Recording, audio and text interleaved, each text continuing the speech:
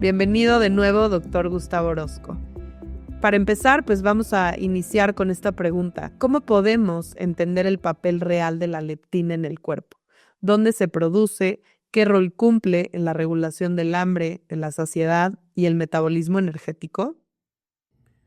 ¿Qué tal? Pues sí, hablar de esta hormona leptina que viene del griego leptos, que significa delgado.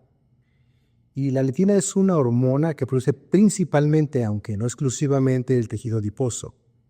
El tejido adiposo, sobre todo el que está alrededor del abdomen, y específicamente el tejido adiposo visceral, es decir, el que está sobre las vísceras de nuestro abdomen.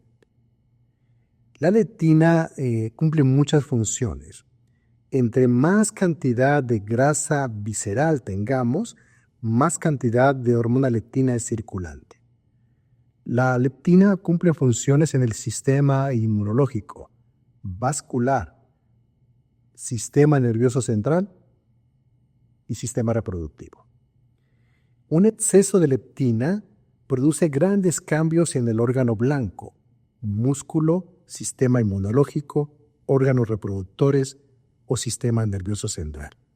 Así que la leptina cumple funciones donde debe haber una estimulación del efecto de esta hormona en los órganos blancos con momentos de bloqueo del efecto de esta hormona. Y digamos que la fisiología juega con eso, puesto que si tiene que ver con el apetito, con la saciedad y al mismo tiempo con la fertilidad, es donde el organismo debe jugar con ese bloqueo y activación de esta hormona, porque en cuanto a la fertilidad es prioridad antes que comer. Hoy, en nuestro mundo moderno, pues preferimos comer que la reproducción, pero en la biología humana era más importante la fertilidad, la reproducción y después comer. Por eso se jugaba con activación y no activación de la hormona leptina. Así que en las clínicas de fertilidad que yo he sido asesor en varias de ellas, hemos hablado ampliamente de que hay una relación directa entre un bloqueo permanente de esta leptina en órganos sexuales y la disminución de la fertilidad. Y que por lo tanto también tiene mucho que ver de ese bloqueo del efecto de esta hormona sobre el sistema nervioso central y la función reproductiva. Digamos que la función del hipotálamo, de la hipófisis para la reproducción, está perdida si hay una resistencia al efecto de esta hormona en el sistema nervioso central, no solamente en órganos periféricos.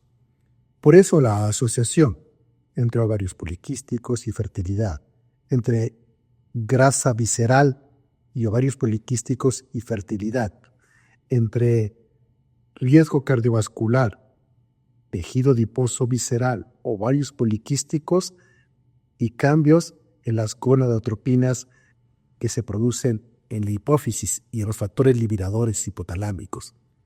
La leptina cumple una función primordial, que es avisar el estatus nutricional mínimo requerido para la fertilidad.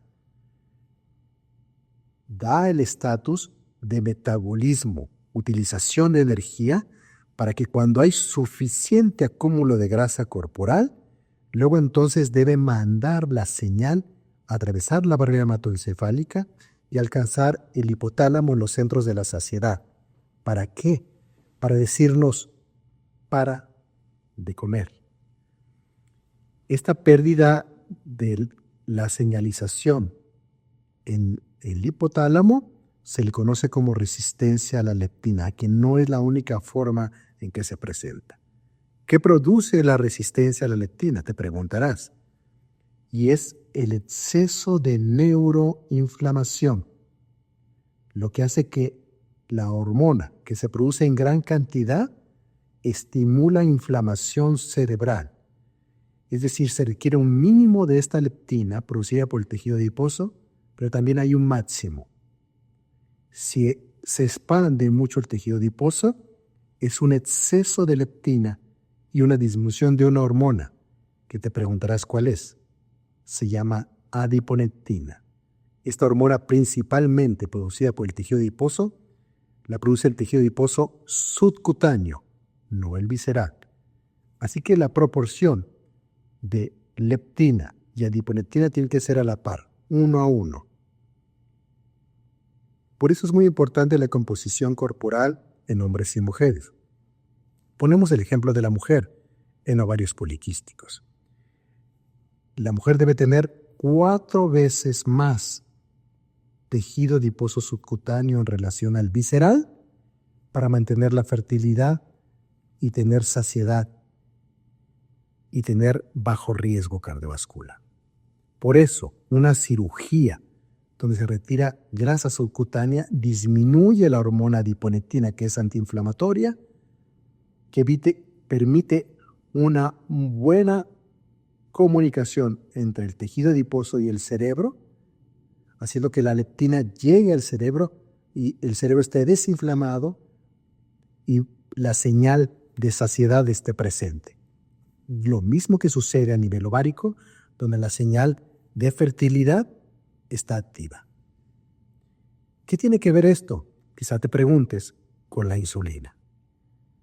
La resistencia a la insulina es el prerequisito para la resistencia a la leptina.